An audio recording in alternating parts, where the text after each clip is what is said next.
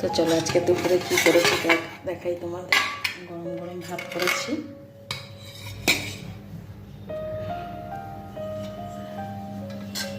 গরম পড়ে গেছে। উচ্ছে দিয়ে লাউ দিয়ে ডাল করেছি,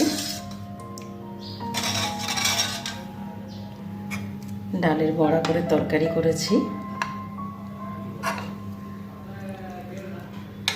লাউ চিংড়ি, বাঁধাকপি আলু কড়াইশুঁটি দিয়ে, মাছের ঝাল করেছি,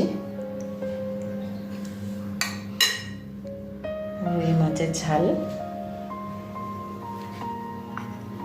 লেবু, আগের দিনের ডিম ছিল, এটা এই ছিল আজকে দুপুরের খাবার।